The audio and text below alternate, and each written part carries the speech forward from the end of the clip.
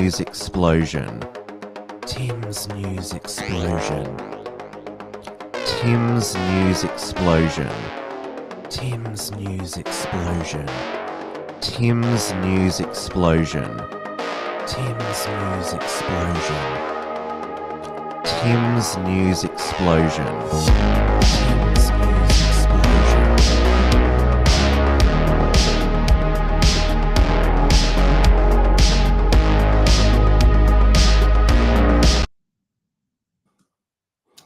Hello everyone and welcome back to Tim's News Explosion on this Monday, the 4th of October 2024.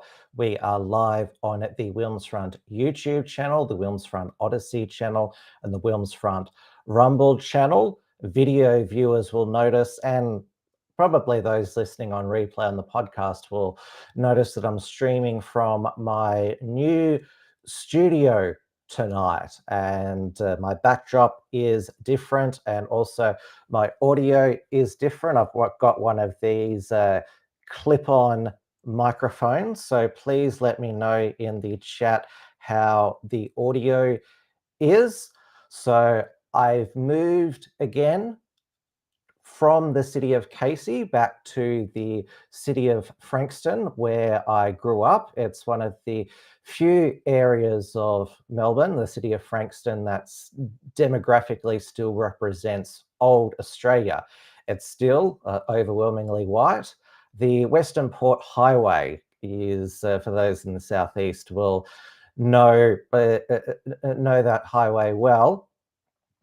It basically represents the dividing line between old white Australia and the new mass migration new Australia. As a city of Casey, that's where a lot of Indian families are moving into the new housing estates. I brought you the stat the other week that 31% of the housing blocks in new housing estates I purchased by those born in India, 31%. Hello to Paleoconservative Australian. What is it?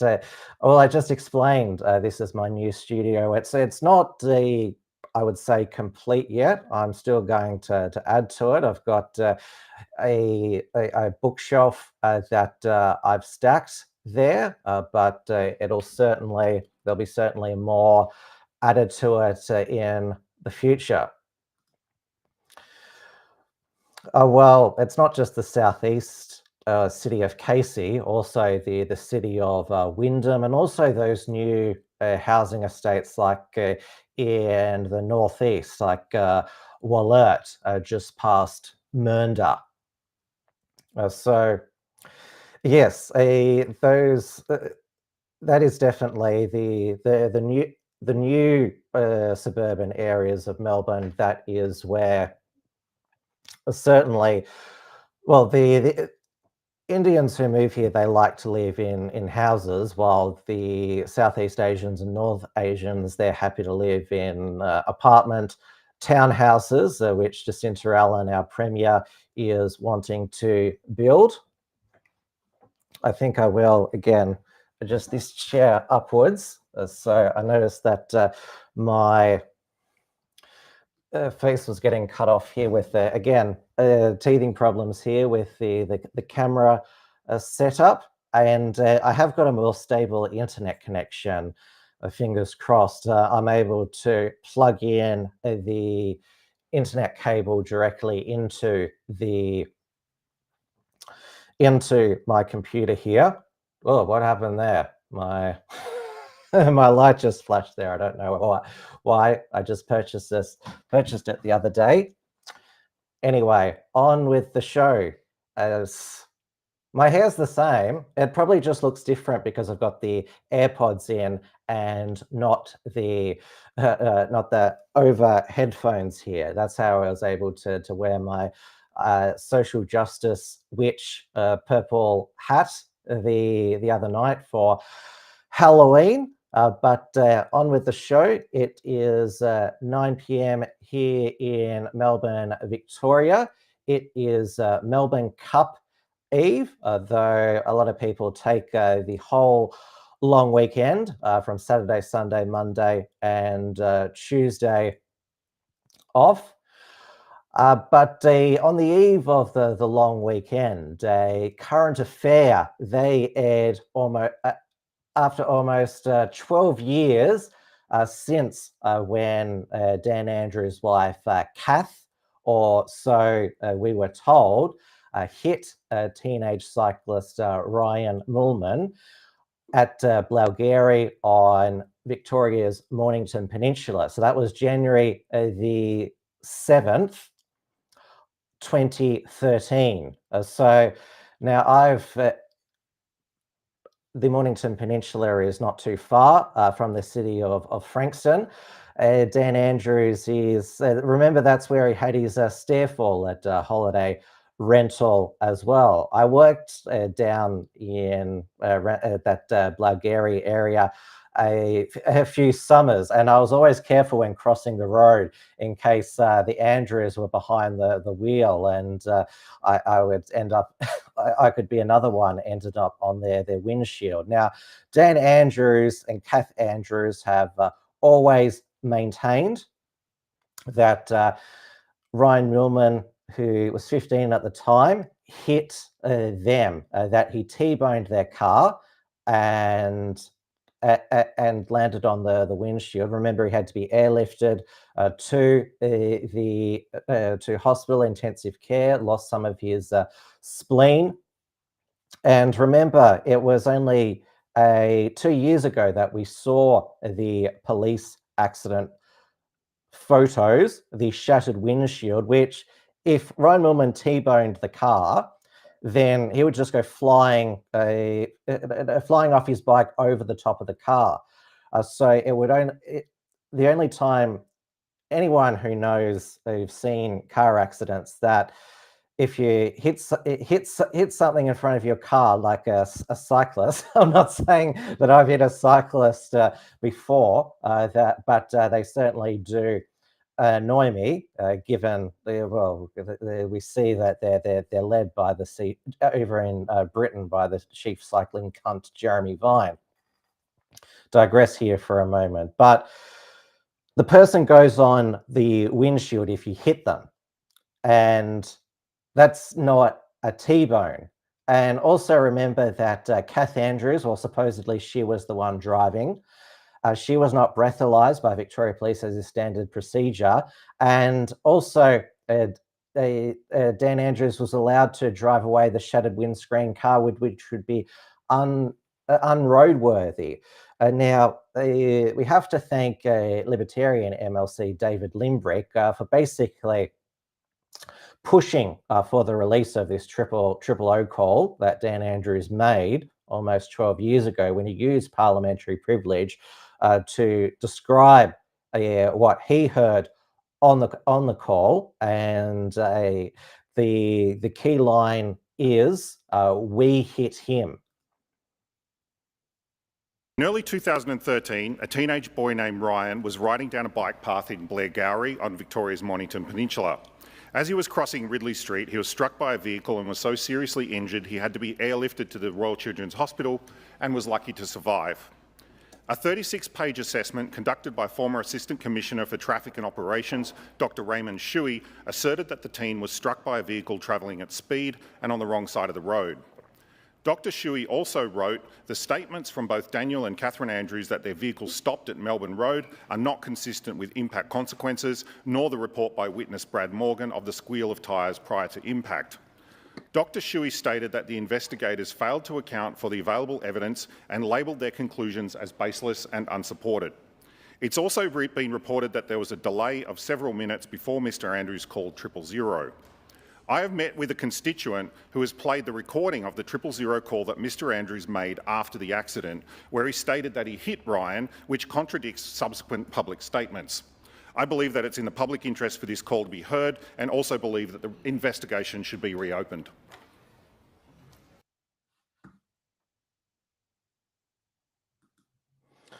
So there's the Bike Boy Twitter X account, which keeps a log of all the the revelations. Remember, this occurred almost 12 years ago. So Ryan Mulman and his family, they're suing law firm Slater and Gordon for not providing them the legal duty of care, because remember, Ryan Mulman said that he was told to kept quiet about the accident, otherwise he wouldn't get his Transport Accident Commission TAC compensation. So that is the court case that the Mulman family has brought, and they hired a former Assistant Commissioner of Victoria Police to said that this is it's clear that he was hit by a car, and Victoria Police, there was a complete lack of proper procedure followed. And now Dan Andrews, he responded the next day to the airing of the triple O call. So it said, the cyclist's current legal proceedings have nothing to do with us. We are not party to them. Well, we are sorry the cyclist was injured. We did nothing wrong. Actually, I don't think have I got the right screen here? I don't know.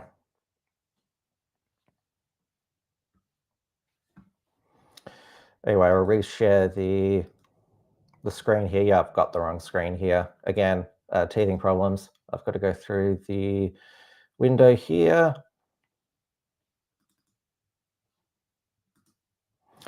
Yep, there we go here.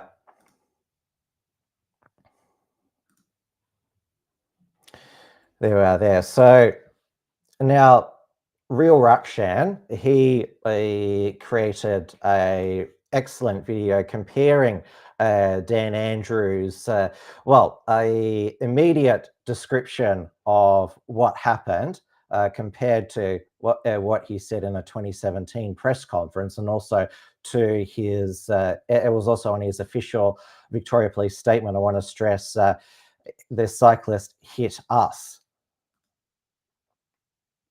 Okay, and what's the problem there? Tell me exactly what happened. We've turned right into Ridley Street, and a kid's come flying through on the bike path. Yep. And we've hit him. Okay. And just picture this. It's not like he's in the roadway and we bump into him. It's not like he's entering the roadway and we bump into him and the brakes are applied and we try and stop. No. The roadway was clear. We turned, we were about to accelerate to then move down the road. And he crashed at such force into the side of the car.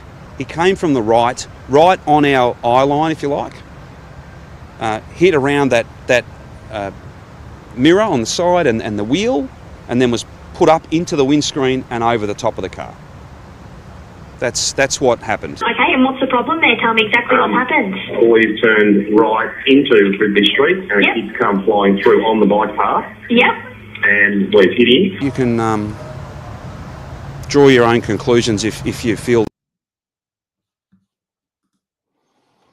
Well, certainly after the airing of that 000 call, we certainly have come to the conclusion that Dan Andrews was lying and gaslighting once again. Kath Andrews was interviewed at the time and said, I'm surprised the cyclist wasn't charged. They said that he was the reckless one, claiming that a bike could go faster than a car. Now I see that Paleoconservative Australian says that Dan Andrews' lawyer is Mark Liebler. Mark Liebler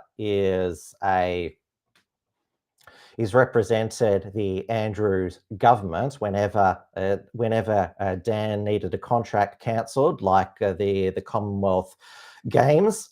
And yes, I'm going to cover that now. That Dan Andrews grovel to the Zionist lobby while they gave him an award. Now, I hope that the right story is up here on the screen now. So this is by Chip Legrand. Daniel Andrews tells Jewish donors to cut funds from anti-Semites.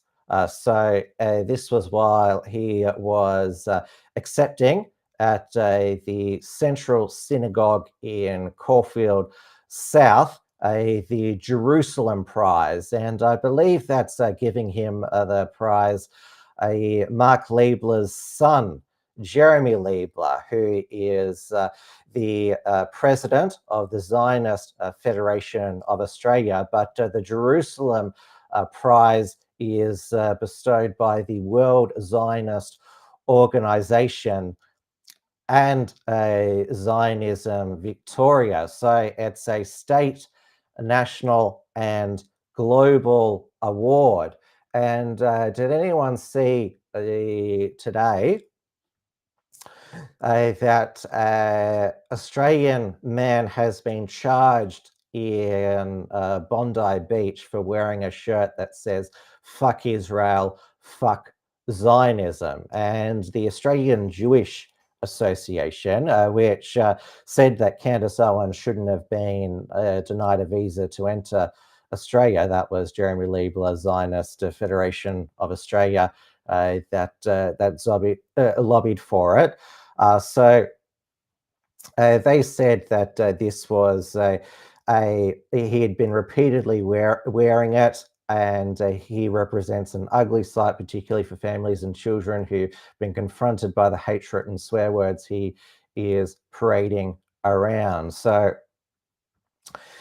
this man has been charged by New South Wales Police with 2 counts of behaving in an offensive manner in near a public place and 1 count of stalk, intimidate, intend, fear, physical harm. So it wasn't because of that, because they didn't actually charge him with a hate crime, because, well, it's not being against Zionism in Israel is not anti-Jew, and I assume that's why Victoria Police couldn't charge Tash Hayer, the owner of the Burgatory restaurants, for saying all Zionists are terrorists. Well, Zionism is a political ideology. Sure, most Jews are Zionists, but they're not completely completely together. And so and this is what they do. If they can't get them on some race hate crime, then they get them on offensive behavior. They've tried to do that to Thomas Sewell over their march through the Ballarat city centre at the end of last year. Now, going back to Victoria, and remember, we're told that Australia is the most successful multicultural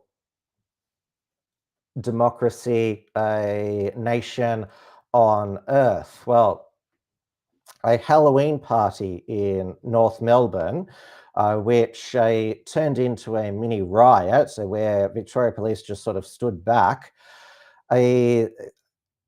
There was and he was described by the mainstream media. This is the noticer.news. Mainstream media described him as an inspiring rapper. Pauline Hanson, 20, was shot dead in North Melbourne in the early hours of Saturday, sparking ugly scenes where African youths fought in the streets and attacked a news cameraman while police watched on and left the violence unfold. Now, this South Sudanese community leader by the name of Kot Manoa, I'm glad that these names are quite pronounceable. So he posted on Facebook, "Take this seriously. According to my sources, the young people have just left the park and drove off in cars towards unknown destination and probably to the western suburbs. Dear South Sudanese Victoria community in the western suburb of Victoria, we have been credibly and reliably informed that there is a potential for a revenge attack overnight over the next few days. A young person was shot dead last night. This young person is from the eastern suburbs and his colleagues are aggrieved and want revenge on his death soon tonight. We've been informed by leaders in the eastern suburbs to read this message. Please tell young people to be at home overnight, not be moving. Lock your doors and call 000 for safety. If your children's houses are marked and no one please seek alternative accommodation. And this was 9 News last night. Melbourne's South Sudanese community is bracing for an outbreak of gang violence in the wake of the shooting death of a young rapper. Community leaders are warning parents in the West to keep their teens at home for fear they'll be targeted in revenge attacks. Amber Johnston has more. His name was Pauline Badenoch, a young rapper also known as Peasy. And now he's an alleged victim of Melbourne's gang crime wave, his killing sparking grave fears of retribution. The intel is that young people who are friends, close associates and relatives of the deceased obviously are very sad. Kamala has gone as far as issuing a desperate plea to families in the western suburbs after the young man in his 20s was gunned down in North Melbourne following a Halloween rave. There is potential for more retaliations, and we urge for calm so that people don't take law into their own hands. The South Sudanese community leader has linked the killing to an East versus West gang feud, but other prominent members are calling for a different kind of calm. We shouldn't be pushing an agenda that, this is, East versus West, or, this is tribalism. It's just, a group of young boys that, have a certain problem. Pal has no known links to any gangs. Those who know him say he was simply in the wrong place at the wrong time, as his friends pay tribute online. This was an isolated incident, and we reject that, anything in the community is going to be retaliatory in terms of what happened. Pal's death sparked an outburst of violence after the shooting. A police officer was allegedly attacked, as well as our camera operator. And there were more clashes last night. A teenager was arrested over the alleged assault of that police officer, but as it stands right now, the gunman is still on the run tonight. Amber Johnston, 9 News. So according to his family, he was a good boy who didn't do nothing. He was going to be the next Tupac. Well, Tupac was gunned down himself, though, of course, we've discussed previously, maybe he was assassinated as part of the black rap music psyop. So let's move on to federal politics. Now, last week, we had the federal health minister, accompanied by the federal treasurer, Jim Chalmers, to announce the release of the Albanese government's COVID inquiry. And so this was announced back in September 2023. Now, Anthony Albanese, he had announced prior to the federal election that he would hold a royal commission into Australia's COVID response. Instead, because the Royal Commission has the power to compel witnesses and people to produce documents. It's public proceedings are streamed to the public, and also there is also the opportunity for counsel assisting to cross-examine those who are subpoenaed. But instead, Anthony Albanese chose, well, it was basically a private inquiry with his hand-picked 3-person panel led by former public servant Robin Kirk, a health economist, Dr. Angela Jackson, and epidemiologist Catherine Bennett, who a lot of us would have seen on our TV screens during the COVID lockdown years. She certainly wasn't the worst epidemiologist. I mean, she did say that Dan Andrews' curfew had no epidemiological basis. I did a special segment last Friday for New Zealand's Reality Check Radio about the release of our COVID inquiry. Jacinda Ardern, when she was Prime Minister, handpicked Dan Andrews' favourite pro-lockdown epidemiologist, Tony Blakely, to chair that. So now there's going to be a second inquiry under their new coalition government. So it talked about there was some honest observations in it, and that was that public trust in institutions had been eroded, and that Australians are unlikely to go along with what is termed the health responses used during COVID again. Well, I certainly hope that's the case. I still plenty of people are wearing masks even outside. They'll certainly comply again. And also announced, recommended in the inquiry that has already been announced by the Albanese government, and that is the establishment of an Australian Centre for Disease Control, ACDC, to prepare for the next pandemic, though it says that Australia is less prepared for the next pandemic because of those reasons listed previously: erosion of trust. The childhood vaccination programs down 5 percentage points. And now it talked about that in the future for vaccine uptake, it should be using the carrot, not the stick, the vaccine mandates. It seemed that this report recommended that Australian Centre for Disease Control $250 million in funding to get it up by January 1, 2026. There's already an interim Australian Centre for Disease Control headed by the current Chief Medical Officer, Paul Kelly, which got $100 million, close to it, to prepare for bird flu in Australia, including putting human bird flu vaccines into the national medical stockpile, because there's a human bird flu outbreak in the US states of Washington and California, connected to farm workers in dairy and poultry. There's no evidence of human-to-human transmission, but it looks like they're not going to get their human pandemic in time for the US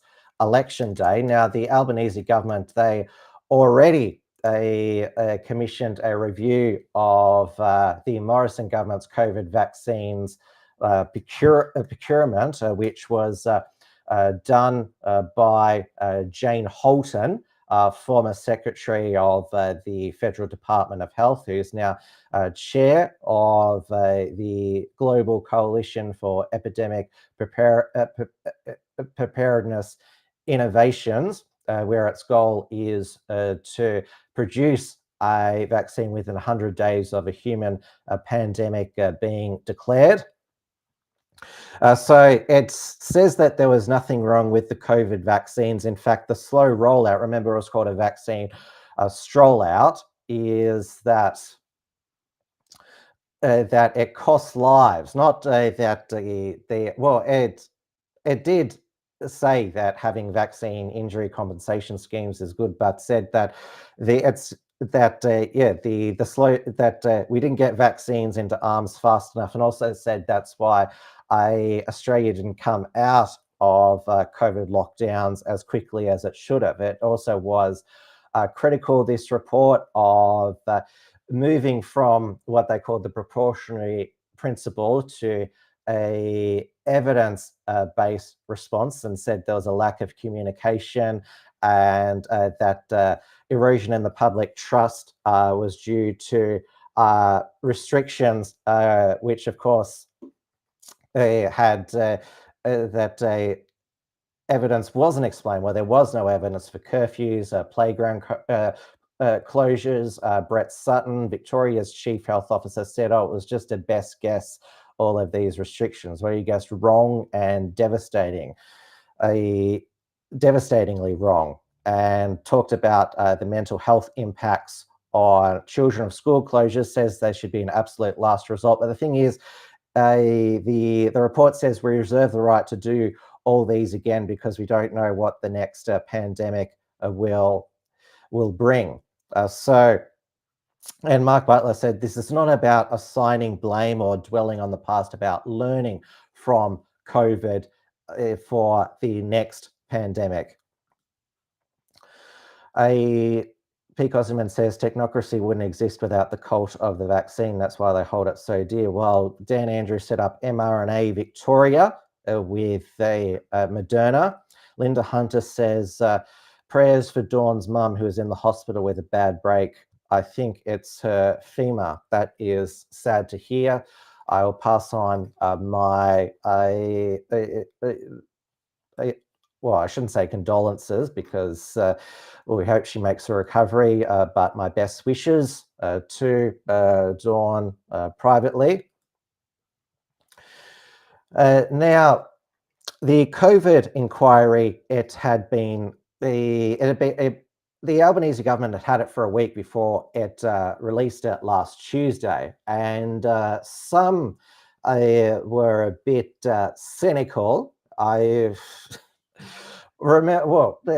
course, the COVID response was political, so of course the release of the COVID report would have a political aspect to it, to basically have the news stop talking about Anthony Albanese's Qantas upgrade revelations, although Anthony Albanese, after 5 days after Joe Aston, extracts of Joe Aston's book, The Chairman's Lounge, listed that Anthony Albanese had on 22 occasions when he was Transport Infrastructure Minister under the Rudd Gillard governments, directly contacted Alan Joyce for personal upgrades, 22 occasions. So this is not for official travel. And so I heard Peter Credlin say that Alan Joyce was basically his travel agent. And of course, Anthony Albanese as Prime Minister has made very favourable decisions to Qantas, blocking extra Qatari flights, access to Sydney Airport. It appears that it has corrupted his decision-making, though Anthony Albanese, after 5 days, he denied that he'd ever contacted Alan Joyce for personal upgrades. He could have been using weasel words. It could have been his staff who contacted him or other executives at Qantas. So either Anthony Albanese is lying or Joe Aston's sources are wrong. He attacked Joe Aston, shot the messenger, last Tuesday when he said Joe Aston's former Liberal staffer used to work for Qantas. I don't see that declared. It was declared on the first page of his book, so your staffers clearly missed that. And of course, the Liberal and National opposition, once they used this revelation to politically used it against the Prime Minister, of course there were going to be revelations about their upgrade. So Shadow Transport Infrastructure Minister Bridget McKenzie, after emphatically denying she'd ever received an upgrade, she discovered she's received at least one from Qantas. All politicians are given by Qantas automatic membership of their chairman's lounge in a blatant attempt to try and influence them. And she's also said, Bridget McKenzie, that she's going through her travel history to see if there's anything else she has to declare. There's no consequences for failing to declare a upgrade, a gift, a freebie, as long as you update it if you get caught. So again, this just confirms ordinary Australian, the punters in the pub, their cynicism of politicians riding the gravy train, snouts in the trough.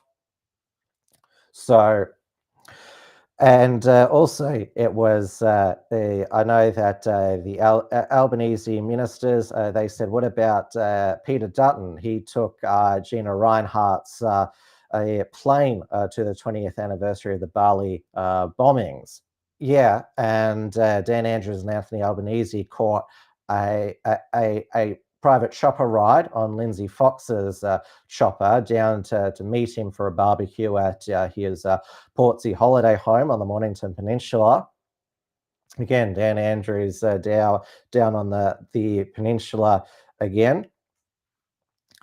And also Andrew Clennell, Sky News, a reporter on Sunday Agenda, confronted Jason Clare, the Education Minister, where he admitted he did solicit an upgrade in 2019. He said it because he'd been recovering from leg surgery, but it was still a free gift. And I noticed that, well, again, people were cynical when it was revealed that Foreign Minister Penny Wong had bought a new home for $3.4 million in Unley Park, which is an inner suburb of Adelaide.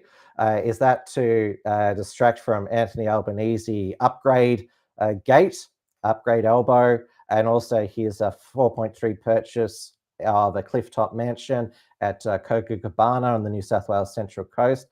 Now, I did see that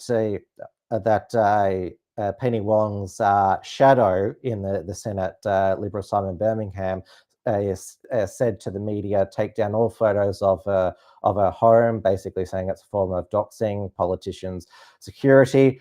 So clearly, the politicians, they don't want this to become a thing where their home purchases are plastered all over the news media. But it didn't look like it didn't look like a large home, which again shows the housing unaffordability crisis. If Penny Wong has to spend $3.4 million on not that big a house in an inner suburb of Adelaide.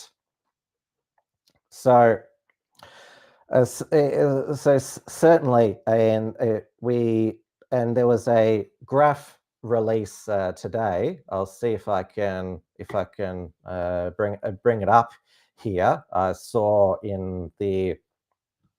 it was in the Financial Review, the median income that you have to earn to buy a house in any other capital cities. I can't find it, but it's over $100,000 in every city. And I saw Craig Kelly today show that you can get a 3-bedroom home in Melbourne, Florida for $300,000. Obviously, the people said wages are lower in the United States, but also the cost of living is lower in the United States as well. It is so expensive to everything in Australia right now. And despite this, the Albanese government, they're already declaring victory over inflation. Anthony Albanese declared on Sunday the worst is behind us because inflation to the September quarter was 2.8% within the Reserve Bank target of 2 to 3%.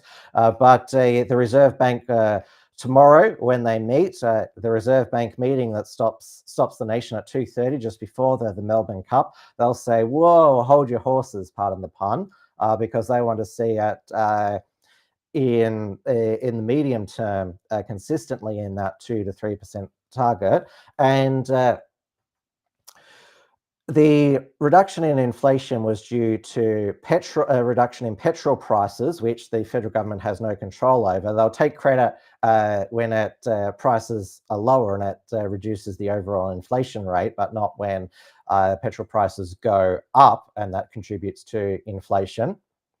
And also, electricity prices have also the reduction in price is not due to the actual market the market prices dropping, but because of government subsidies, direct subsidies, energy relief payments at the federal and state level.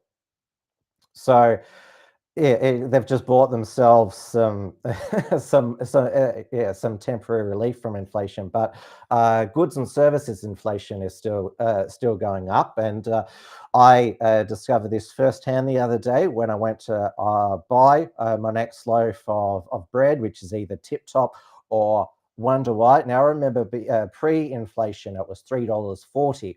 Then it shot up to $4.40. It stayed there for about a year now, but when I bought it the other day, it had gone up again 10 cents to $4.50. So at the grocery store, you certainly notice that prices are not haven't stopped increasing.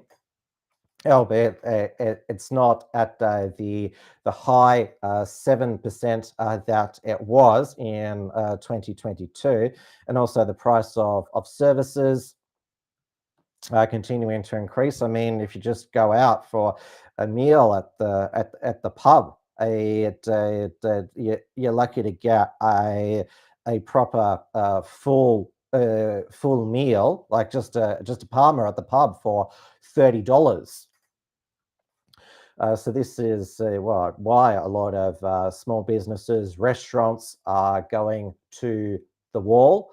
Now, Anthony Albanese, he has because the next election is, well, it can be called it. He can call it at any time. Yesterday, he promised to wipe 20% off university student HECS debt.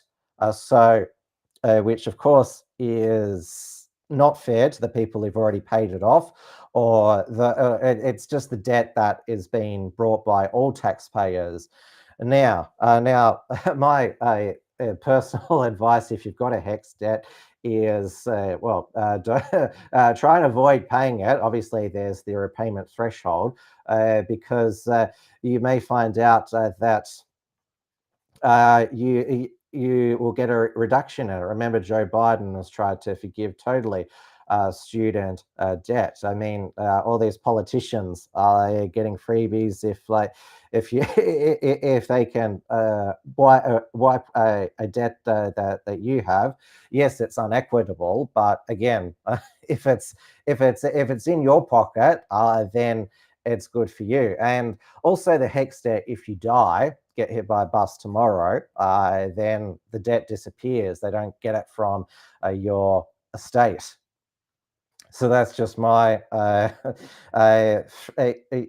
free advice. What do I have to say? This does not constitute financial advice. Do I have to put that disclaimer there?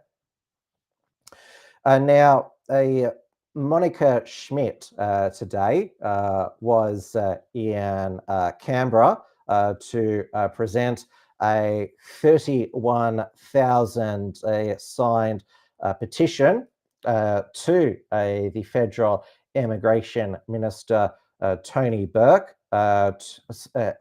demanding he reverse his decision to deny Candace Owens a visa, and also the organisers of the Candace Owens tour have announced that they are going to be launching a federal court challenge to Candace Owens, Immigration Minister Tony Burke's denying her a visa. Now, I believe that this appeal will fail because as the federal court decided in the Novak Djokovic decision when he was denied a visa in January 2022 for not having the COVID vaccine, that the immigration minister has total discretion as to who he or she decides to let into the country, which I agree with that. As John Howard famously said in 2001, we will decide who comes to this country and the circumstances in which they'll come. So I don't think unelected judges should make immigration decisions for us. So I'd recommend that you not donate to this case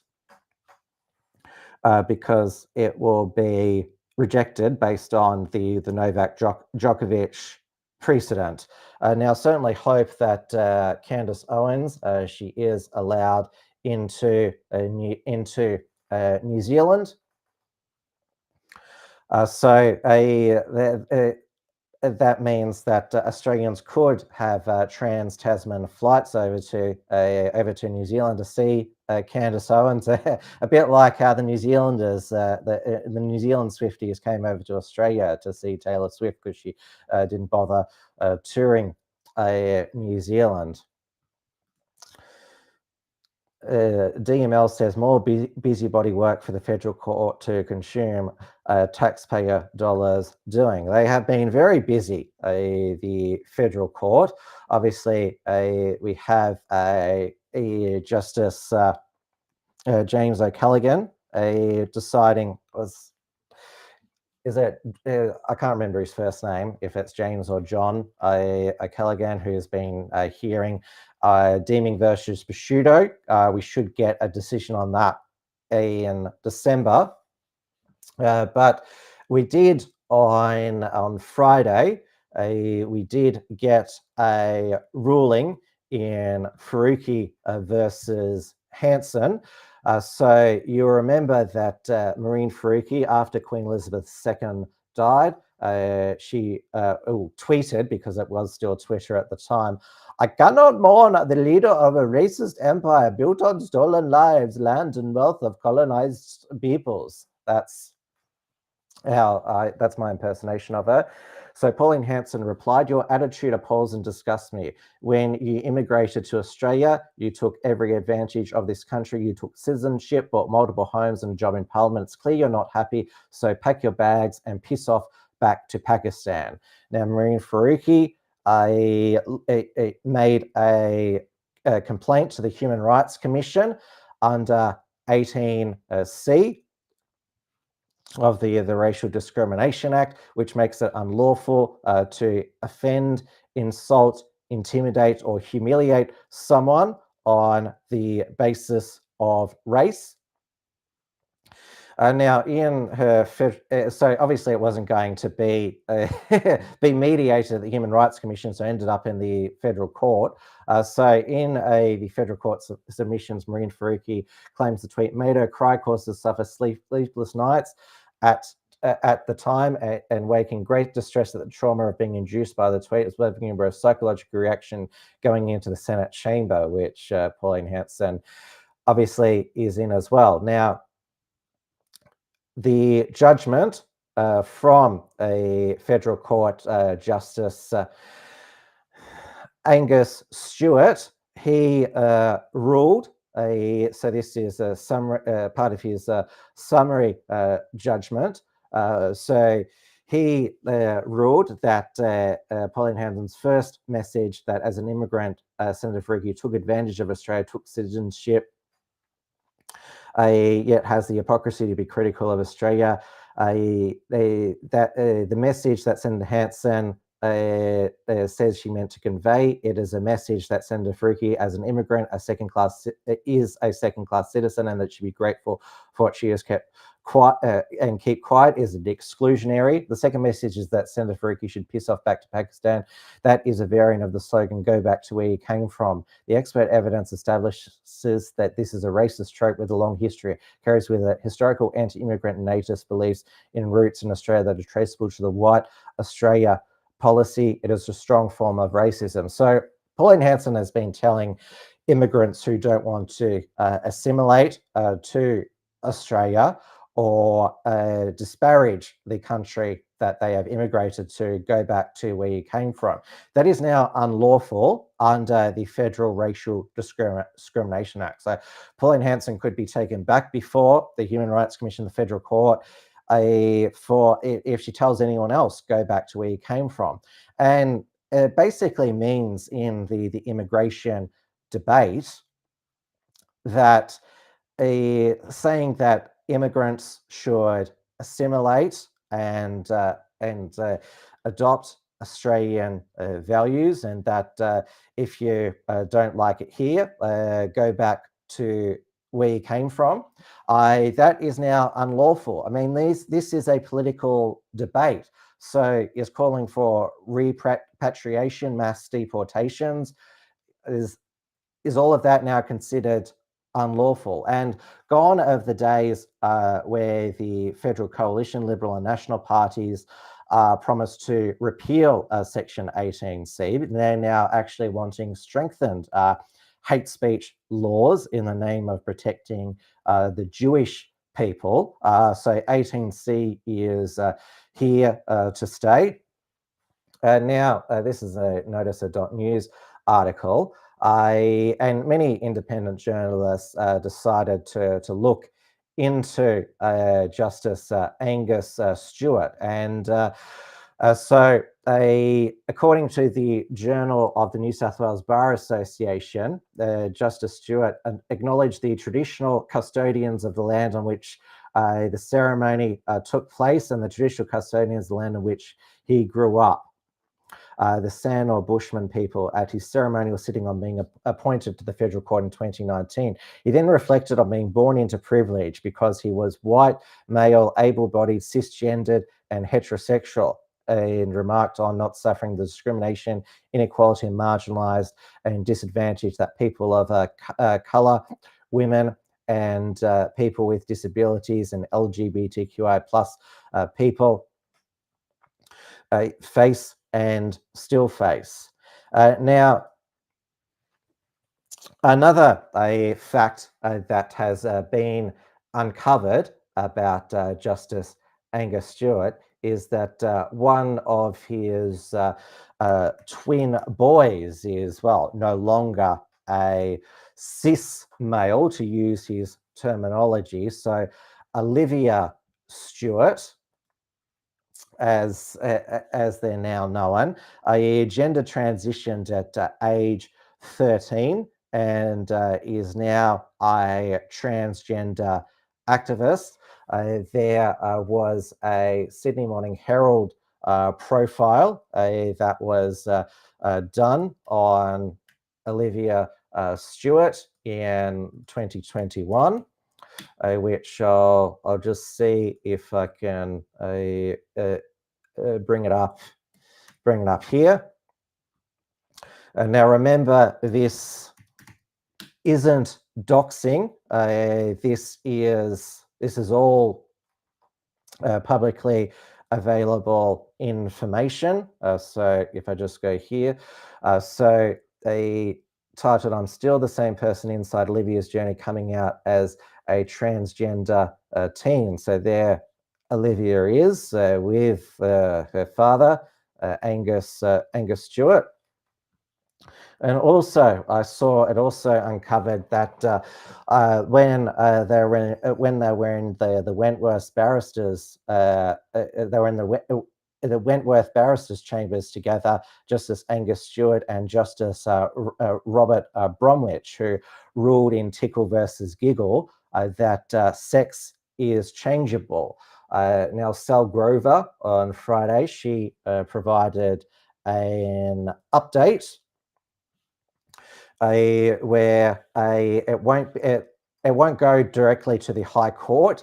Her appeal, it'll be the full federal court. That so that'll be with three justices.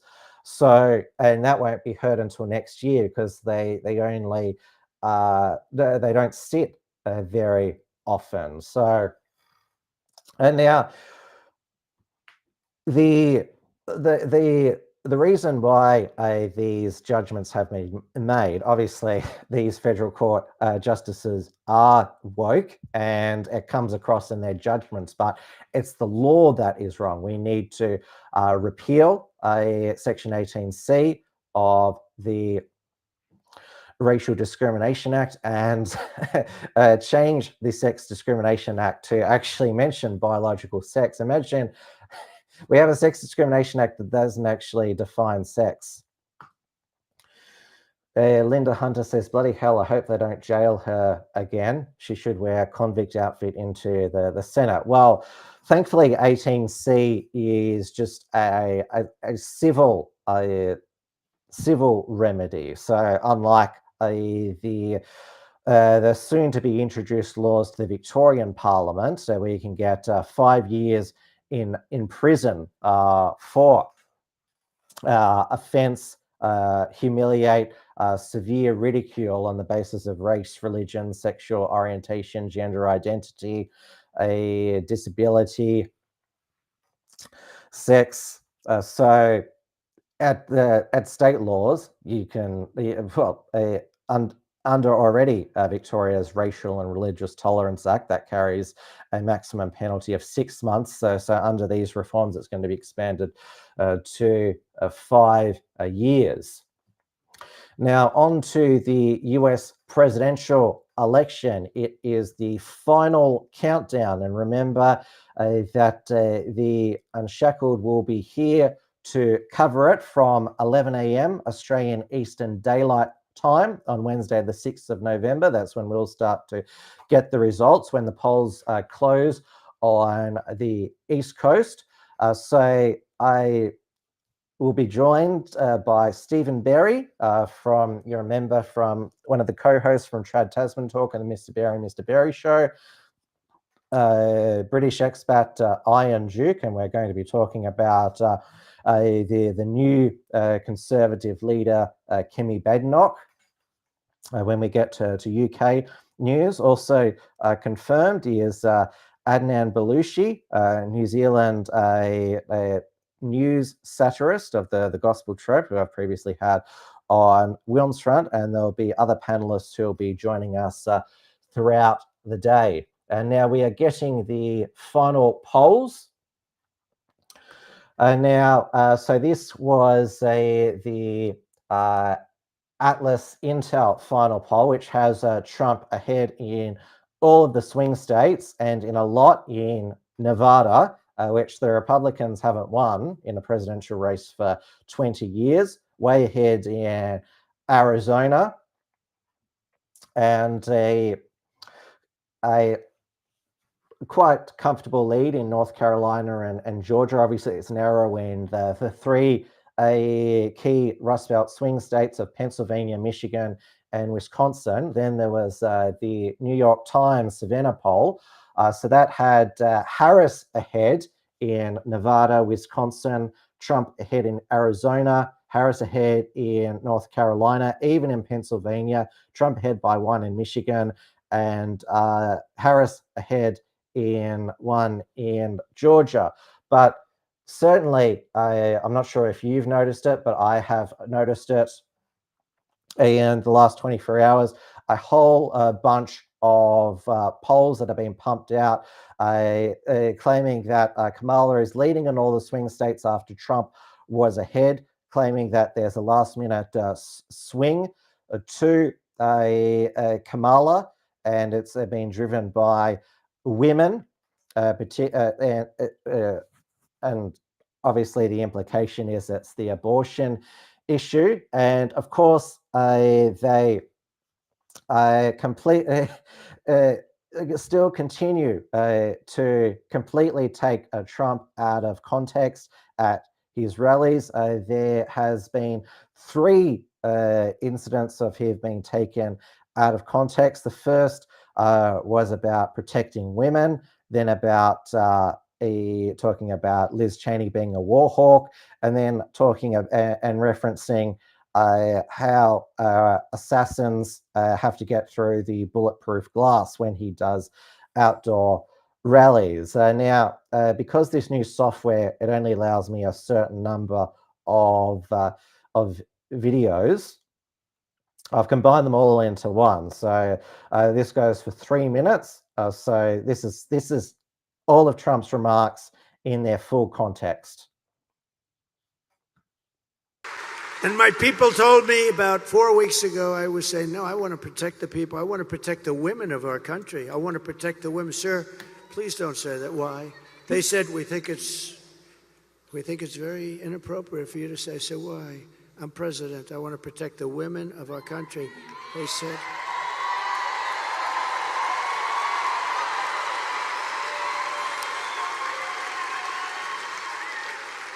said, sir, I just think it's inappropriate for you to say, pay these guys a lot of money. Can you believe it?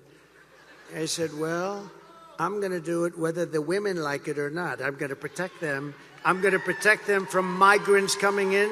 I'm going to protect them from foreign countries that want to hit us with missiles and lots of other things. Remember, for 4 years we had no war other than I defeated ISIS, but I defeated ISIS and I felt like Brett Favre. I defeated ISIS in 4 weeks instead of 5 years, which they said it was going to take. Because we have a great military, we just didn't have any leadership at the top. I mean, in the office of the president, or even close to it. So I said, I'm going to defend and I'm going to protect women. I'm not going to let people go up to the suburbs or go into places where they live, whether it's suburbs or cities or farms. We're going to protect our women. At the border, we're going to protect our women. And also, we're going to protect our men and our children. We're going to protect everybody. Is it weird for you to see Liz Cheney, that'd be Dick Cheney's repulsive little daughter, running against you with Kamala Harris? Well, I think it hurts Kamala a lot, actually. Look, she's a deranged person. But the reason she couldn't stand me is that she always wanted to go to war with people. I don't want to go to war. She wanted to stay in Syria. I took them out. She wanted to stay in Iraq. I took them out. I mean, if it were up to her, we'd be in 50 different countries. She's a radical war hawk. Let's put her with a rifle standing there with 9 barrels shooting at her, okay? Let's see how she feels about it. You know, when the guns are trained on her face. You know, they're all war hawks when they're sitting in Washington in a nice building saying, oh, gee, let's send 10,000 troops right into the mouth of the enemy. But she's a stupid person. And I used to I'd have meetings with a lot of people, and she always wanted to go to war with people. And to get me, somebody would have to shoot through the fake news. And I don't mind that so much, because I don't mind that.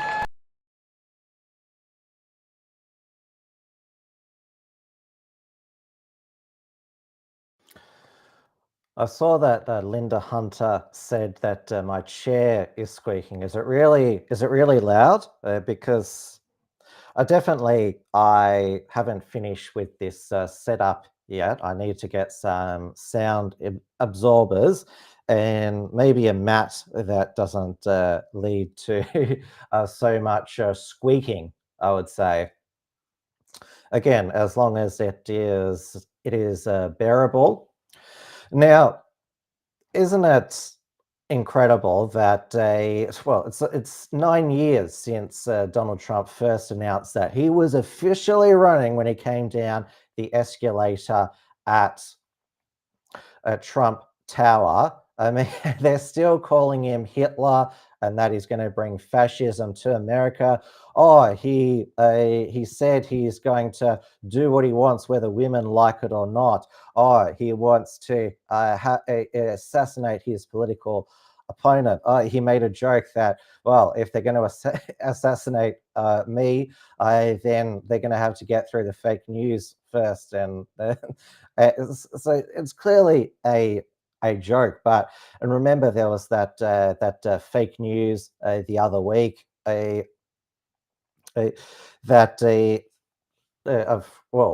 I say fake news, that John Kelly, his former chief of staff, said that he would govern like a fascist in his second term. That's clearly fake. And also, he claimed that Trump admired Hitler and wanted generals Hitler had. Now, of course, this all started the relaunched Hitler fascist comparisons when he had his Madison Square Garden rally in New York, because, well, the Nazis had one rally there in 1939, even though there was anti-Nazi rallies held during the 30s and 40s as well, and the Democrats held their conventions there over the years. And of course, they seized upon this joke that was made by roaster Tony Hinchcliffe, where he said there's this floating pile of garbage off the coast of America. I think it's Puerto Rico. Now, the audience didn't like it. They didn't react well to it. Now, here's a particular brand of comedy: is roast comedy, which a week to go for an election, you probably should invite someone there, because a lot of his roasts have been absolutely savage. I mean, there's they include Holocaust jokes about Jews that he's roasting, and Jon Stewart, who's guest hosting the Daily Show once a week, admitted that he found Tony Hinchcliffe's roasting comedy funny. I mean, they are Comedy Central colleagues, so he wasn't going to be too savage. So it was something that Trump didn't say that was attributed to him. But then Joe Biden decided that he would make a deplorable style comment. That's, of course, how Hillary Clinton in 2016 described a Trump supporters basket of deplorables. Like, he's not running this time because he was forced out by the Obamas and Pelosi. This is what he said. The Puerto Rican that I know, or Puerto Rico, where I'm in my home state of Delaware, they're good, decent, honorable people. The only garbage I see floating out there is his supporters. His demonization of seen as unconscionable, and it's un-American. It's totally contrary to everything we've done.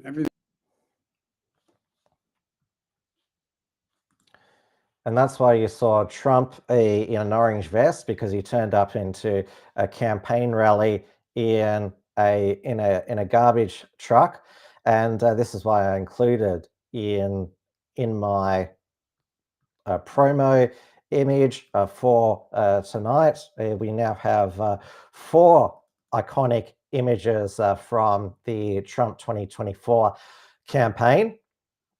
Obviously, there was his mugshot from the Georgia RICO indictment that Fani Willis, that DA in Fulton County, brought against him, and who then admitted on the stand that she committed campaign finance embezzlement.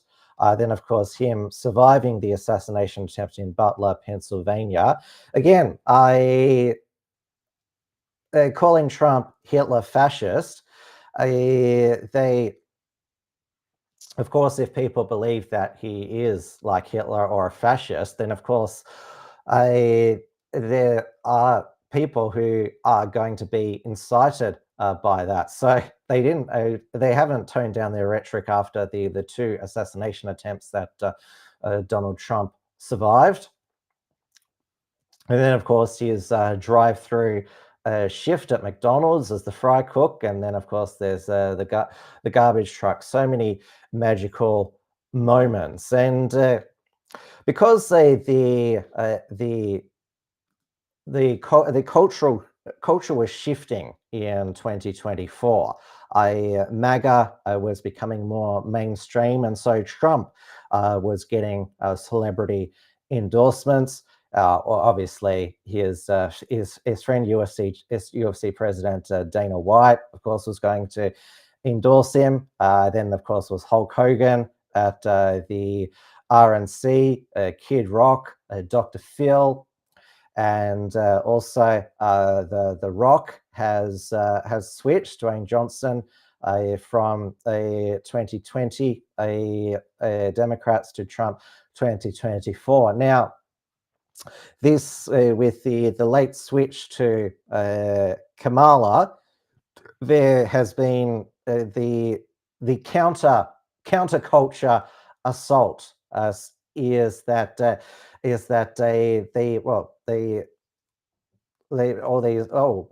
Trump has a few more celebrities than he did 4 years ago. Well, Kamala Harris, there's been celebrity after celebrity endorsing Kamala, including many associated with P. Diddy, and also some that we didn't expect either.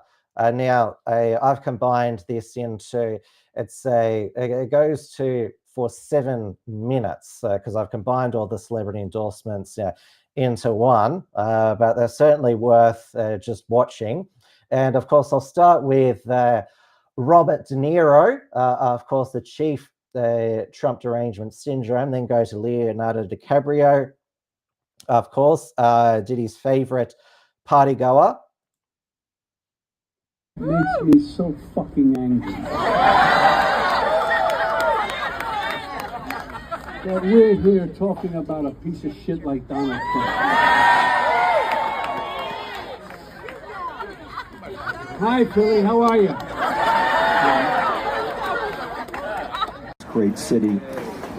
This is the place where democracy was born. And it's only fitting that we're all here today to fight for that very same democracy. Like all of you, I am very excited because in 10 short days, we all have the opportunity to make history together. Citizens like every one of you here today are absolutely critical to doing just that. I promised myself I wouldn't get emotional, but you know what? You know what? We should be emotional. We should be upset. We should be scared and outraged. We should. Our pain matters. We matter. You matter. Your voice and your vote matters. And look, don't be afraid to make people around you uncomfortable. Invite people around you to be the change, to go out there and vote. Nobody likes having tough conversations or talking about politics, but trust me, I've been in some of these rooms. I see the way power works in this country. They love it when you do nothing, okay? A non-vote is an agreement. It just makes it easier for them to do whatever they want, whatever serves them. And this election is about your life. It's about you and me and my kids and your kids. Don't make it easy. Make them pay attention to you. That's your power. That's your power. Your vote is your power. 1 second, guys. 1 second.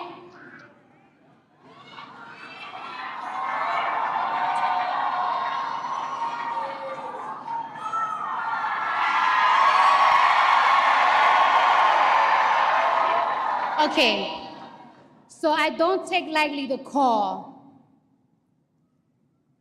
Sorry, guys, I'm a little nervous. Guys. I've been waiting for this moment this whole life, my whole life.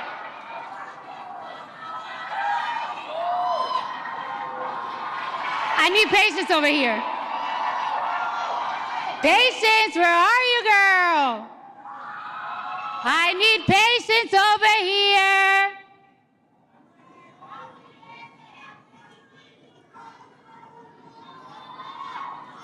Hold on. How you guys doing tonight? How you guys doing tonight? Are we ready to make history? Are we ready to make history? Are we ready to change these 4 years? No. Are we ready to change the next 8 years? Because we're going to make sure we have Kamala Harris in office for 8 years. Thank you. Your turn, honey. In the one place in America where women still have a right to choose. you can vote any way you want. And no one will ever know. Did you make the right choice? Sure did, honey. Remember, what happens in the booth stays in the booth. Vote Harris Walls. Vote Common Good is responsible for the contents of this ad. Look, I've been voting for 64 years. Never really wanted to talk about it very much, but when dozens of former members of the Trump administration are sounding alarms, saying, for God's sake, don't do this again, you have to pay attention. They're telling us something important. These aren't soft people. They're governors, generals, standing up against the leader of the party they spent their lives advocating for. For many of them, this will be the first time they've ever voted for someone who doesn't have an R next to their name, because they know this really matters. The truth is this: Kamala Harris will protect your right to disagree with her about policies or ideas, and then, as we have done for centuries, we'll debate them, we'll work on them together, and we'll move forward. The other guy, he demands unquestioning loyalty, says he wants revenge. I'm Harrison Ford. I've got one vote, same as anyone else, and I'm going to use it to move forward. I'm going to vote for Kamala Harris.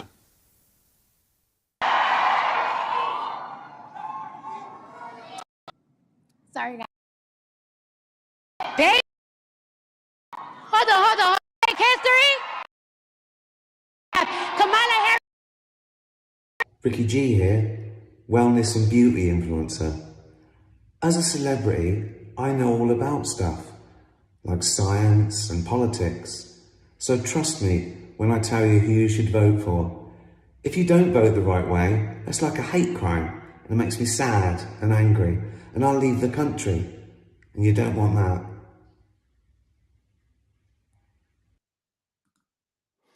And I thought I'd finish off with Ricky Gervais' very funny satire of celebrity endorsements. And of course, none of these celebrities moved to Canada or here to Australia if Donald Trump, when Donald Trump won in 2016, and they won't do the same when Donald Trump wins in 2024. He's got to win.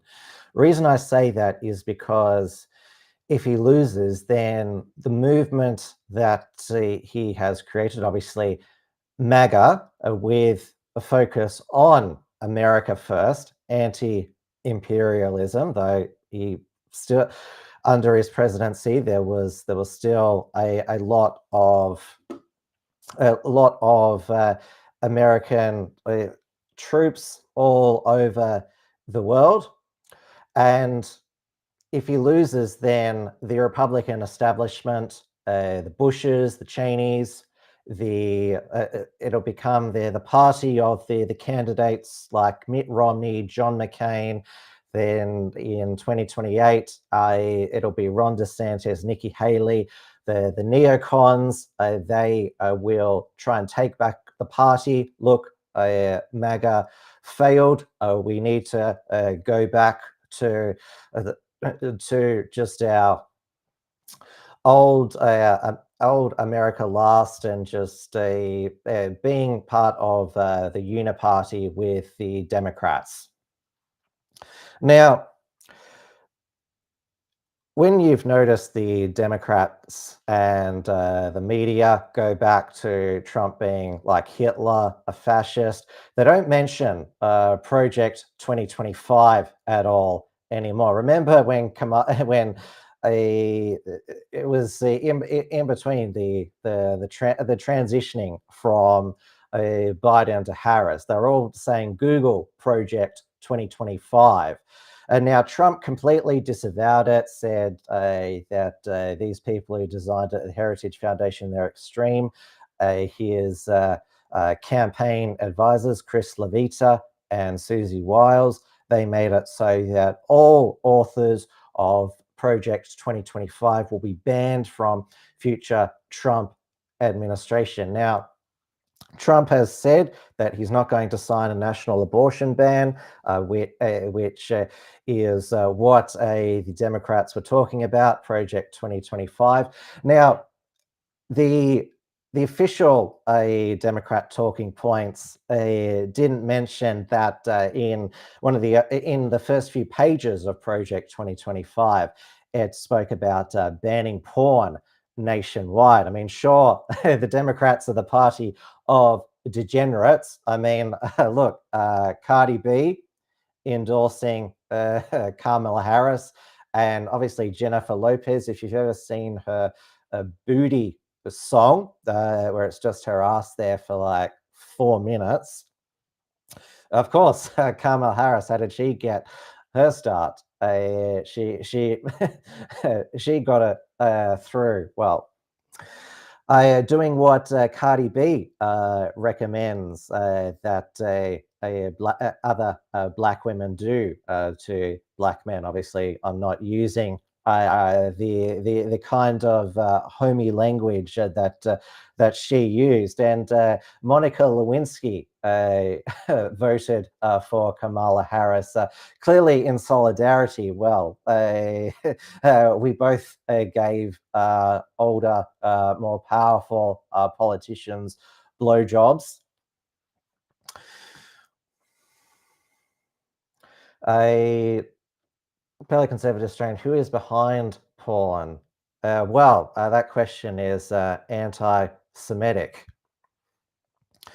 So so there's a lot of these political action committees, PACs as they're called. They don't endorse candidates, but run ads against candidates and parties. And so they have been much more explicit in wanting to get out the wankers for Harris votes. This is, and I should actually put a trigger warning, because this is the ads that actually they have published of trying to get the wankers for Harris to vote.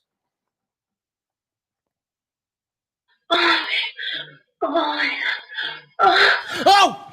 Sorry, you can't do that. What the hell, man? How'd you get in here? I'm your Republican congressman. Now that we're in charge, we're banning porn nationwide. You can't tell me what to do. Get out of my bedroom, you creep! I won the last election, so it's my decision. I'm just gonna watch and make sure you don't finish illegally. Oh, God. The condom broke. Oh, I have plan B in the bathroom. Great. I'm gonna go get that now. Sorry, you can't use that. Who are you? I'm your Republican congressman. Now that we're in charge, we ban Plan B. No, you can't. You can't do this. I can't have a kid right now. I won the last election, so it's my decision. Now let's get back in there so we can give her the news. Now they call the Republican congressman a creep for, you're coming into my bedroom. They're not the creeps for wanting to jack off to have their right to jack off pornography at the top of their list. And you notice how the Coomers for Harris, they're athletic white men. That's not how Coomers for Harris actually look like. We've seen some of the white dudes for Harris.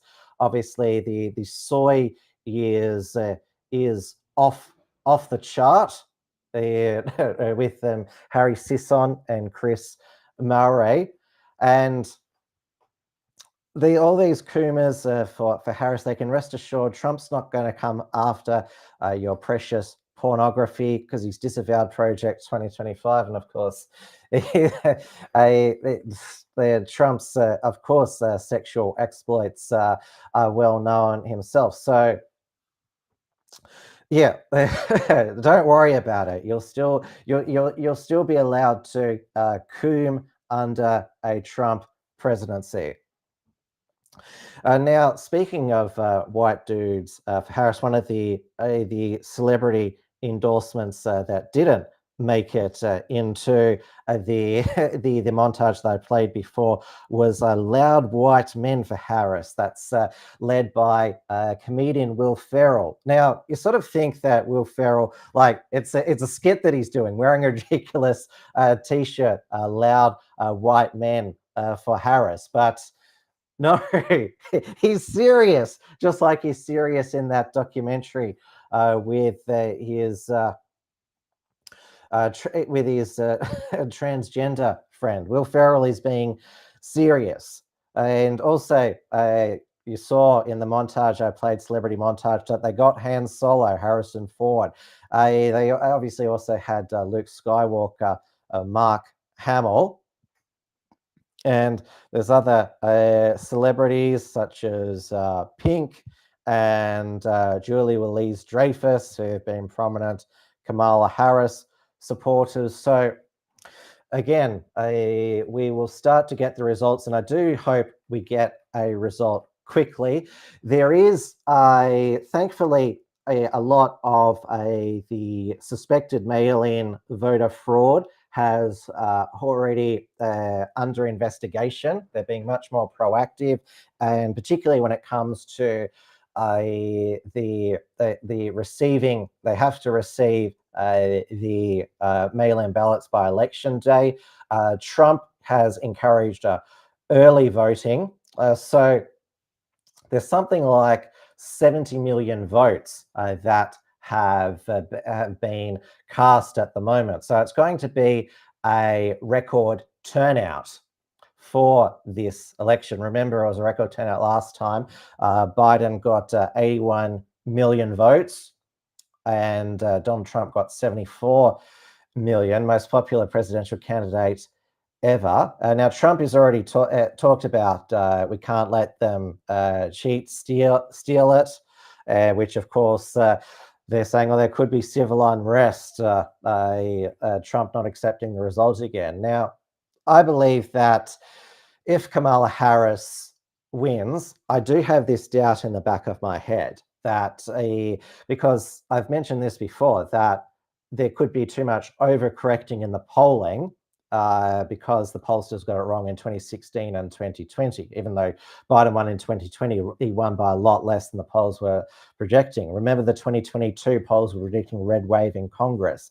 They barely won the House and didn't win the Senate. And if Harris wins, like I've talked about, it's not just the death of MAGA on the Republican side of politics, but it'll mean that America is finished as we know it. It will literally be trans abortion America. And going back to the Progress Action Fund's ads, notice how that they used white actors. Obviously, I mentioned that you use these athletic white dudes to represent the Coomers, but it was also he didn't want to have a child with his white girlfriend. The only time you see on Democrat left-wing political adverts exclusively white people is when it comes to the topic of abortion.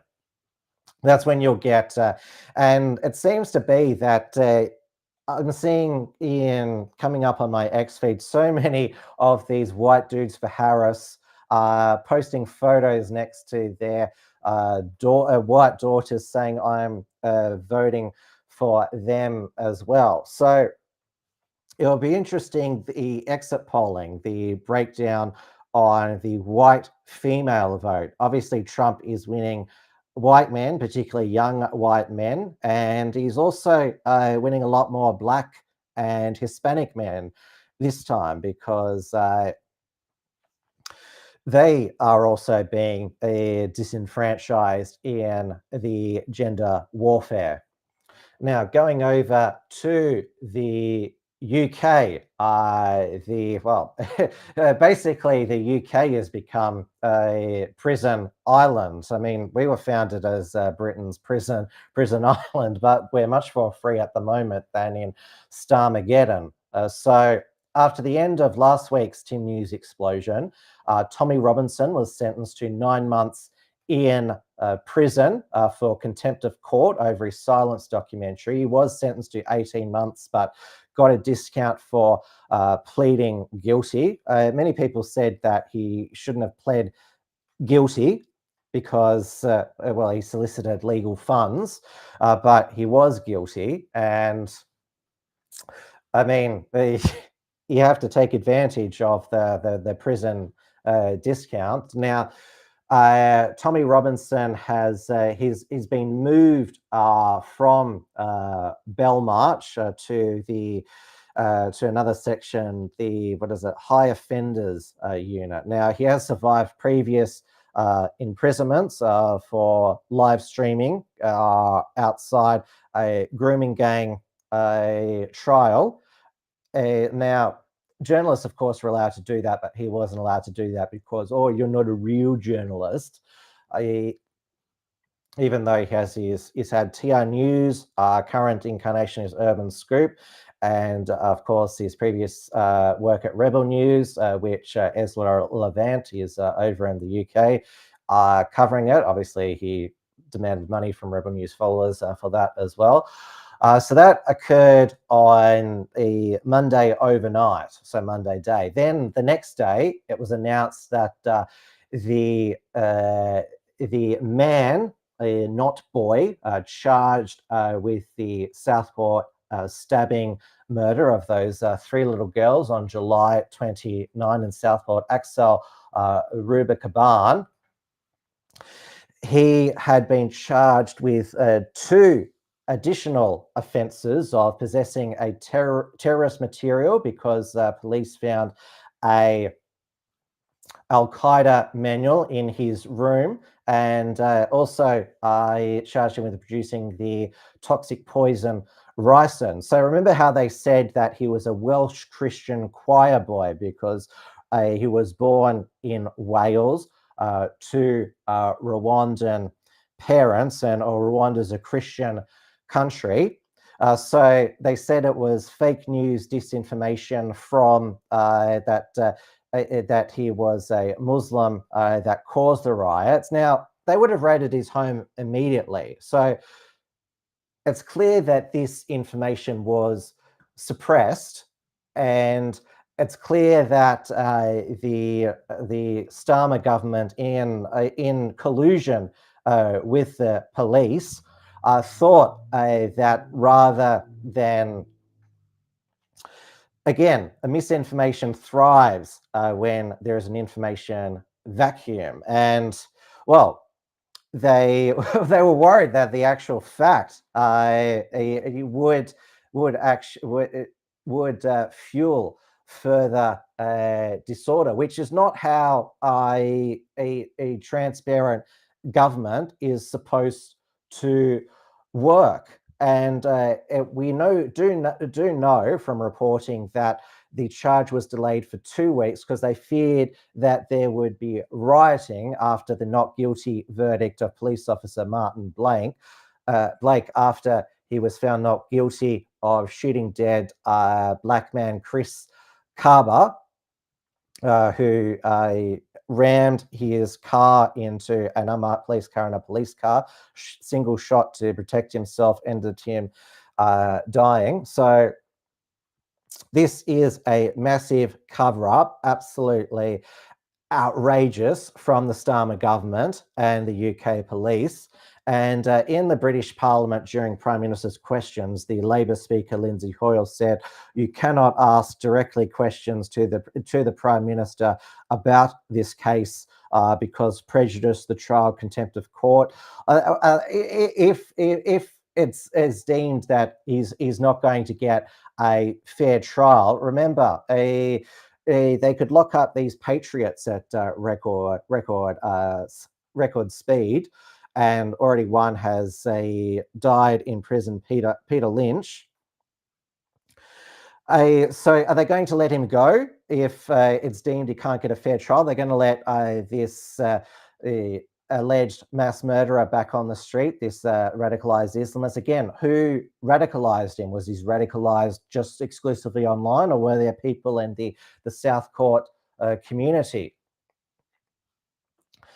A Paleoconservative Australian says, what's your views on Tommy Robinson, Tim? Well, Tommy was my red pill back over a decade ago. He taught me as a young postmodern liberal, as I was back then, that, hey, if you want this modern postmodern liberal society, Islam is incompatible with it.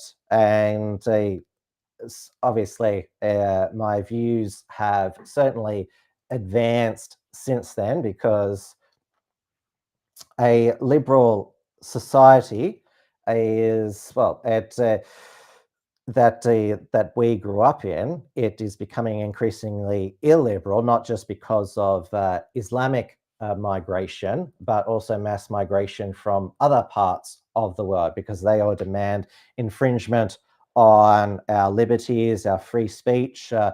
Remember, multiculturalism, not just a policy, it is the law.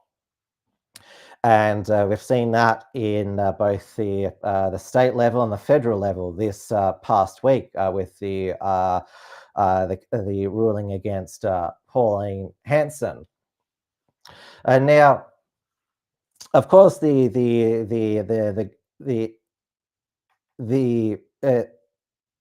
this was also announced, the additional charges of Axel Rubicabana of having in possession of terrorist material and producing toxic ricin. It was also done in autumn budget week in the UK. So the Chancellor, Rachel Thieves, as she is known, she crashed the economy. So shouldn't she have to be forced to resign, like Liz Truss was, for allegedly crashing the economy with a mini budget? So she announced that she was increasing national insurance on businesses.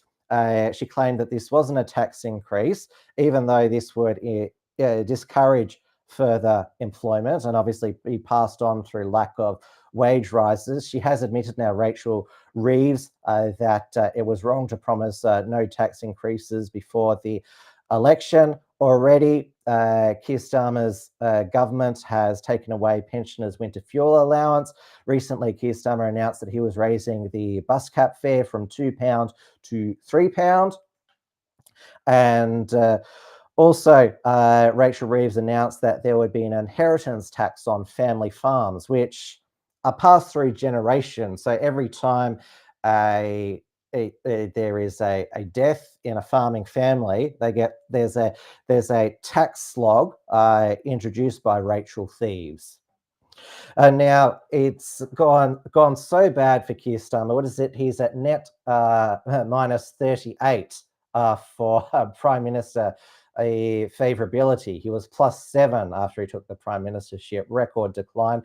The Conservatives are actually ahead in the opinion polls for the first time in almost 3 years. So the Conservatives are on 29%, Labor on 28%, but that is basically because the UK voters until now have had as a Conservative leader an empty chair, because Rishi Sunak has just basically been a caretaker, placeholder leader until this marathon Conservative leadership election was decided. It took them months, the 121 Conservative MPs, to whittle it down from 6 to the final 2. The born-again Remainer turned right-winger Robert Jenrick, who was actually promising to go further than Reform leader Nigel Farage,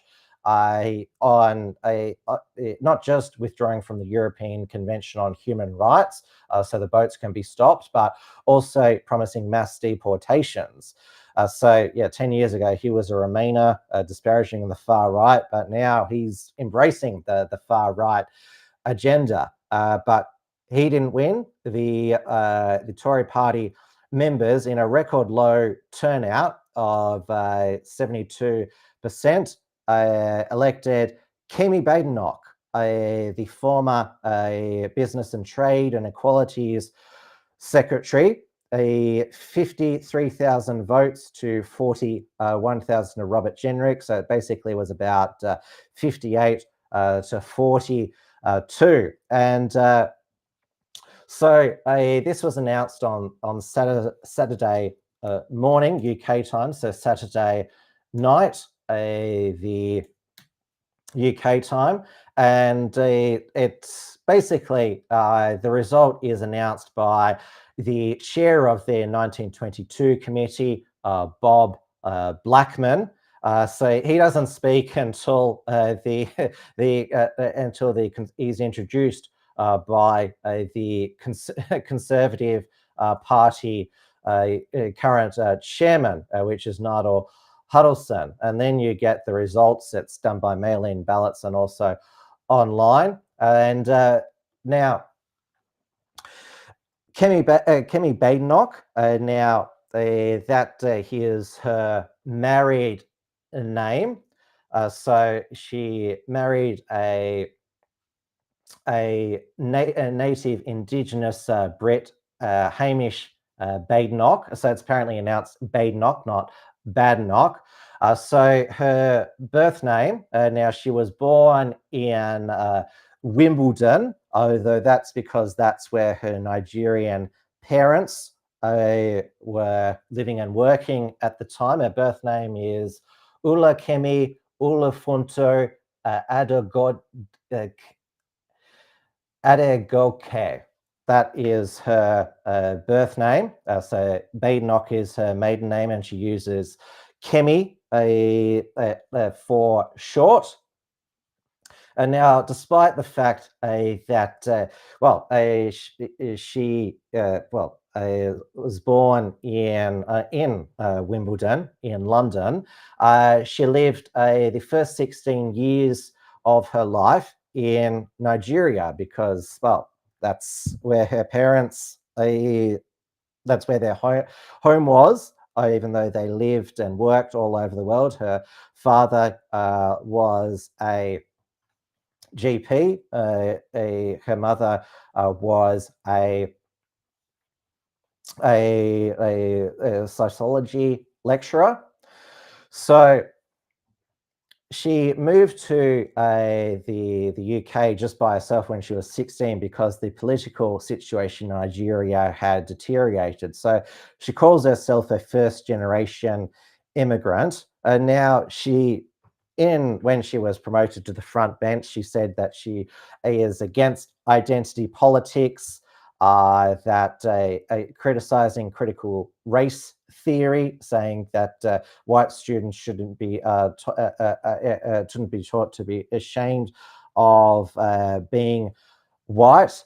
Though, of course, she utilized her black identity when David Tennant told her to shut up about trans issues and it'd be better if she didn't exist. She said, criticizing a black woman in government. So this is a preview on who she'll be. She told the Sky News Sunday that the color of my skin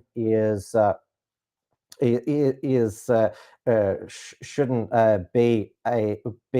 make me any different than different colors of eyes, but she will weaponize her racial identity when it is convenient for her. And she did not promise to leave the European Convention of Human Rights.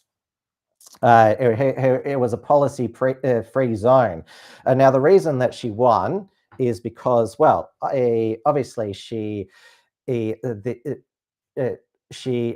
the support of the conservative establishment, the intelligentsia, and the intellectual dark web because she is so vocal on the trans issue. They think that the sun shines out of her ass, even though she is completely lacking in other policy areas. And when she was a backbencher, she praised that there was more international students who were coming into the UK. She was pro further immigration and said that Britain's diversity and multiculturalism makes it stronger. And of course, it would have been in the back of the Conservative members' mind that although she's earned it on merit, we're glad to cast our vote for the based black woman. And this is what the 1922 committee chairman, Bob Blackman, couldn't help but say when announcing that she had been elected Conservative Party leader. Therefore, I give notice that Kemi Badenoch is elected as leader of the Conservative and Unionist Party. I welcome her to the stage, and it's great, isn't it great that we've got another female leader?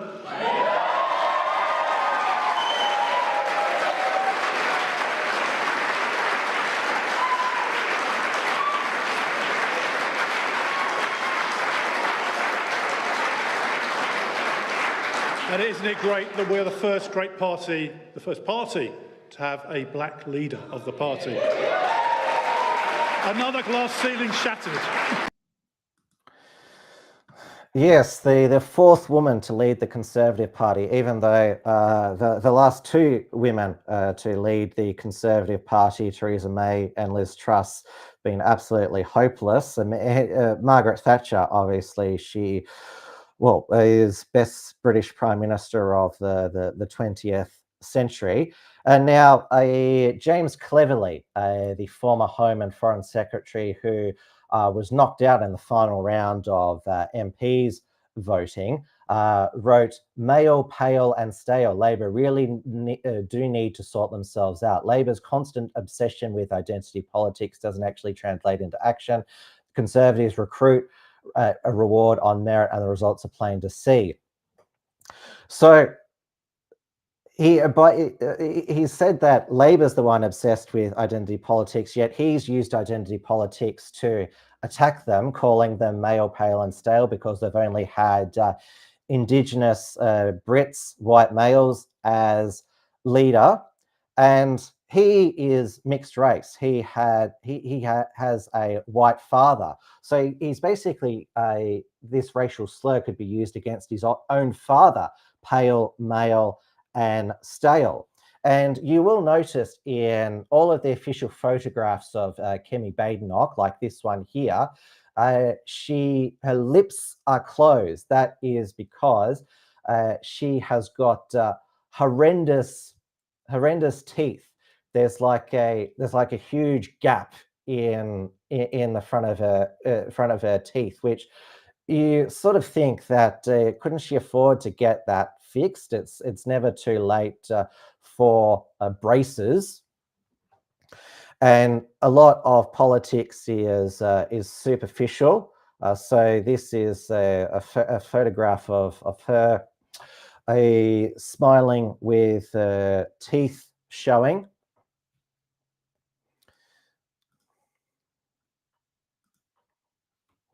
Does it come up here? I can't see it come up here. Oh wait, I've uploaded it to the wrong one. That's what it is. Again, the software is holding up pretty well.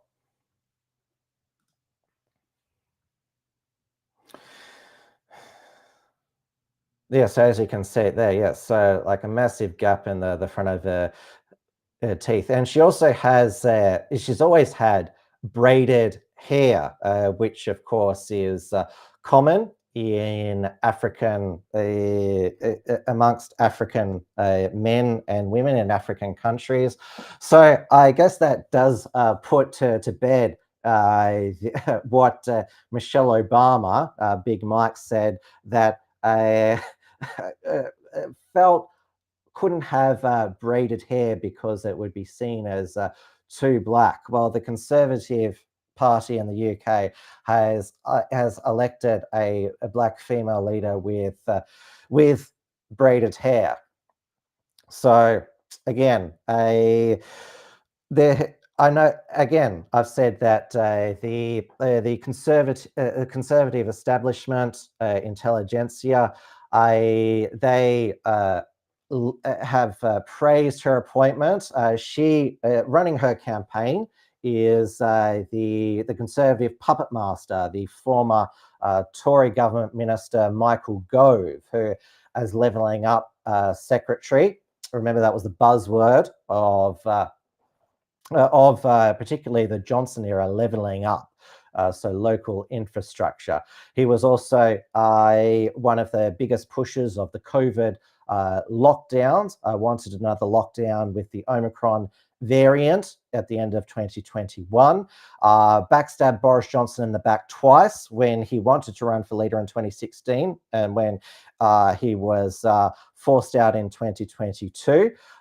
He also proposed the definition of extremism to include far-right groups such as Patriotic Alternative, which Blair Cottrell is back in Australia after speaking at their conference, because they don't believe in liberal democracy. We've got to protect liberal democracy, we've got to label groups who we believe are a threat to liberal democracy and label them extremists and ban them. So he has been anointed as the editor of the UK Spectator magazine, and you can guarantee that the UK Daily Telegraph, the Daily Mail, the Daily Express, they will all get on board behind Team Kemi Badenoch. I've seen Brendan O'Neill and Andrew Doyle praise her election, obviously, because the trans issue is, they think that's the most sort of edgy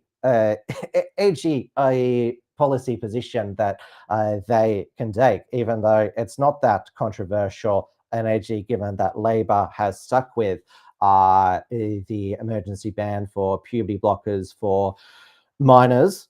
So I also saw Constantine Kissin retweet saying, all the right people are mad about Kemi Badenoch elected as leader. They're the woke left because she's a race traitor, a coconut. There was some commentator has said she's basically a blackface leader. And the woke right, they don't like her because they don't consider her British because she's not white.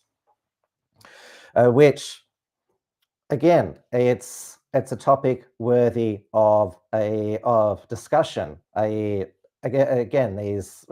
Constantine Kissin, of course, has his own interest in not saying that, in not discussing these matters, given that he immigrated from the Soviet Union, then Ukraine, to the UK. So of course, these people, they're not going to say, they're going to say that being British is just either you're born here or assimilate here.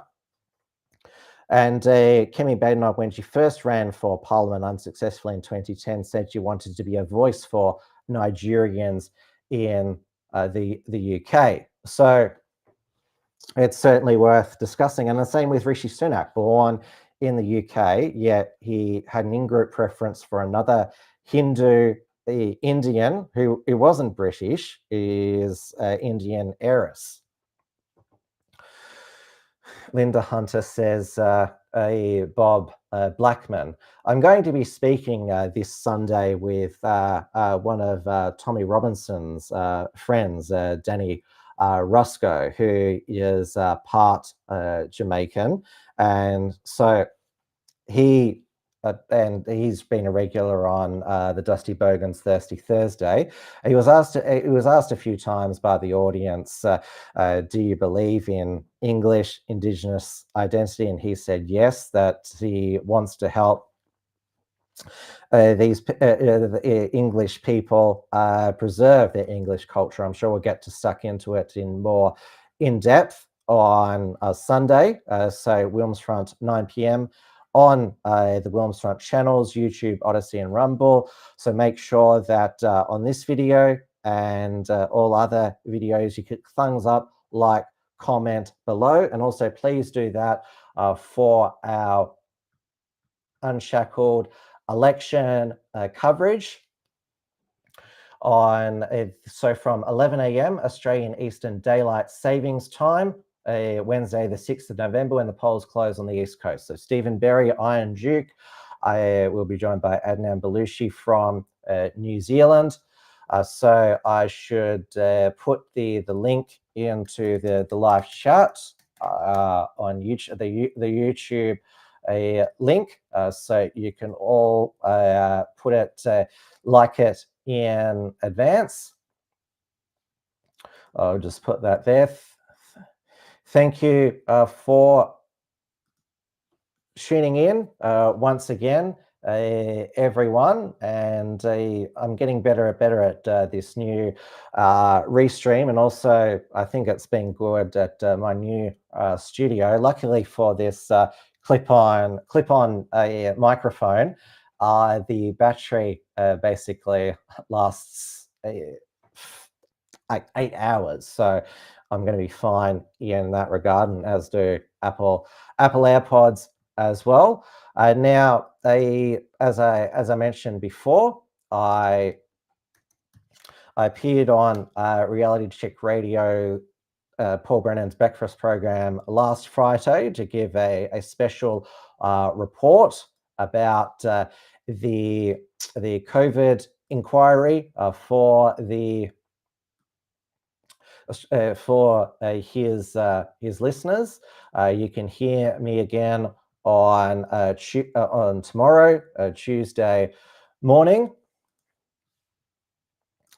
So that's a link to my COVID inquiry report, and I'll be on air with Paul Brennan tomorrow for a regular Wilms Australian report. Now, remember, if you want to support the work of the Unshackled, help me get out to more events, and so we can do more live streams, more coverage, then please support the Unshackled either via Substack. That's where all our Unshackled productions are. Our current archive is. So you can choose a monthly, $5 per month, a annual for $50 per year, a founding membership for $500 per year. And then, of course, the premium membership on the unshackled.net/membership.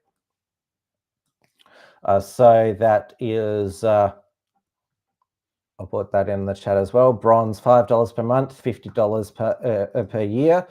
Silver, $10 per month, $100 per year. Gold, $25 per month, $350 per year. Platinum, $50 per month, $500 per year. So thank you everyone for watching once again.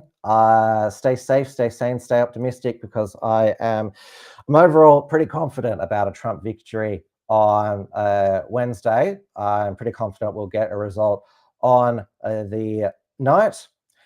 So until then, I'll see you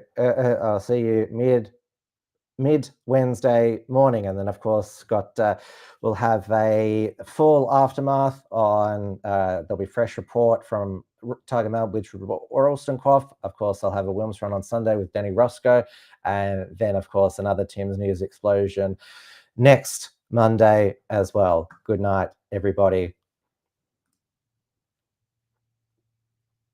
Tim's News